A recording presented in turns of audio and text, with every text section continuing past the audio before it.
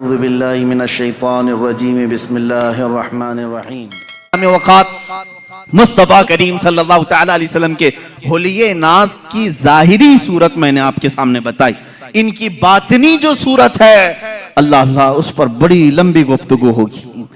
میں نے تو صرف یہ بتایا کہ آنکھیں حضور پاک کی بڑی بڑی تھیں، اس میں کالی کالی پتلیاں اور نہایتی سفید قسم کی سفیدی، یہ تو ظاہری آنکھوں کی صورت ہم نے آپ کے سامنے رکھی۔ بھویں ایک دوسرے سے ملتی ہیں، یہ تو ہم نے ظاہری صورت آپ کے سامنے رکھی، لیکن اس کی جو باطنی معنوی حقیقی جو تاثیرات ہیں وہ اپنی جگہ پر ایک الگ مقام رکھتی ہیں۔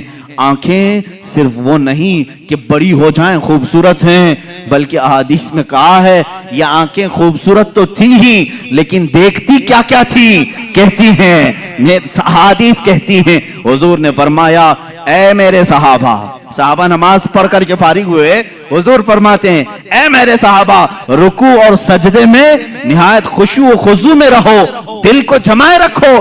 صحابہ گھبرا گئے، یہ جماعت سے نماز ہوئی ہے، امام سید الانبیاء، صحابہ مقتدی، نماز کے بعد صحابہ سے کہہ رہے ہیں رکوع سجدہ برابر کرنا۔ کیوں؟ صحابہ نے پوچھا یا رسول اللہ صلی اللہ تعالی علیہ وسلم کیا بات ہے؟ اللہ کے نبی فرماتے ہیں اے میرے صحابہ جس طرح میں اپنے آگے دیکھتا ہوں ویسے میں اپنے پیچھے بھی دیکھتا ہوں۔ اور پھر فرمایا انی ارا ما لا ترون، میں وہ سب دیکھتا ہوں جو تم نہیں دیکھتے۔ وہ رسول کریم صلی اللہ تعالی علیہ وسلم کے نگاہوں کا ظاہری جمال اپنی جگہ، جس طرف اٹھ گئی دم میں دم آ گیا اس نگاہ عنایت پہ لاکھوں سلام۔ یہ نگاہیں ہیں جن کی تاثیر بھی یہ ہے۔ اور حضور اکرم صلی اللہ تعالی علیہ وسلم کے چہرے ناز کی خوبصورتی آپ کے سامنے رکھا، بے مثل حسن ہے، لاجواب اور بے نظیر حسن ہے، لیکن چہرے مبارکہ کی تاثیر ایسی۔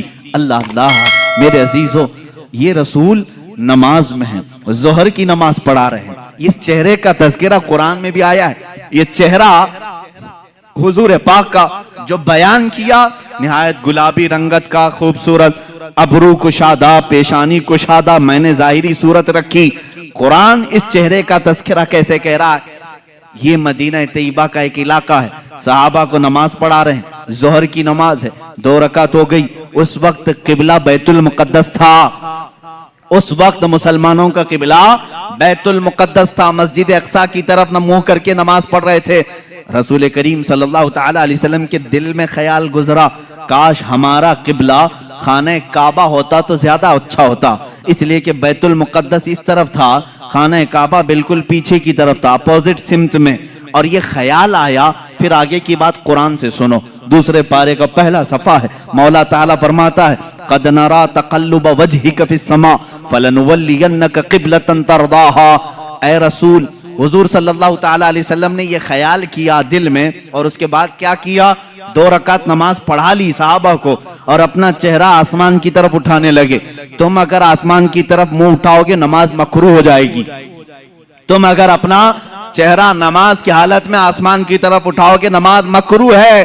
رسول پاک صلی اللہ علیہ وسلم 2 رکعت کے بعد اپنا چہرہ پاک آسمان کی طرف اٹھانے لگے، 1 بار اٹھایا، 2 بار اٹھایا، 3 بار اٹھایا، آیت نازل ہو گئی، جبرائیل امین آ گئے یہ لے کر کے قد نرا تقلب وجہک فی السماء، اے محبوب ہم نے آپ کا آسمان کی طرف چہرہ اٹھانا ہم دیکھ رہے ہیں، اے رسول ہم آپ کا چہرہ اٹھانا دیکھ رہے ہیں، اور ہم آپ کو اس قبلے کی طرف پھیر دیں گے جہاں آپ کی مرضی ہے، فَوَلِّ وَجْهَكَ شَطْرَ الْمَسْجِدِ الْحَرَامِ۔ اور اللہ تعالیٰ نے پھر فوراً ایک آیت اور نازل فرمائی۔ پہلے کیا کہا رب تعالیٰ نے؟ اے حبیب آپ کے دل میں جس قبلے کا خیال ہے قبلتن ترضاہا، جس کی طرف آپ کی رضا ہے اسی قبلے کی طرف ہم آپ کو پھیریں گے۔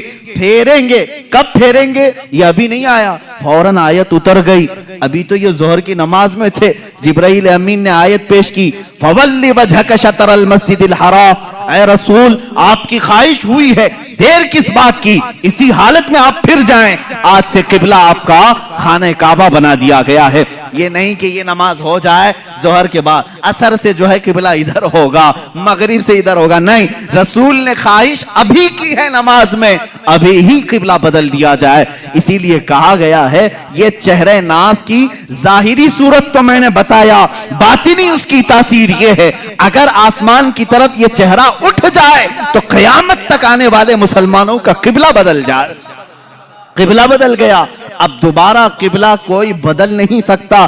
کس نے بدلا؟ چہرہ مصطفیٰ نے قبلہ بدلا ہے. یہ چہرہ مصطفیٰ آسمان کی طرف اٹھا ہی تھا کہ خانہ کعبہ قبلہ بن گیا. حضور مڑ گئے اور قبلہ کعبہ ہو گیا. پھر یہ 2 رکعت کعبے کی طرف منہ کر کے پڑی گئی. عزیزان گرامی, اس چہرہ ناز کی یہ حقیقی جو تاثیر ہے وہ میں عرض کر رہا ہوں. ایک ظاہری حسن و جمال ہے, ایک باطنی حسن و جمال ہے.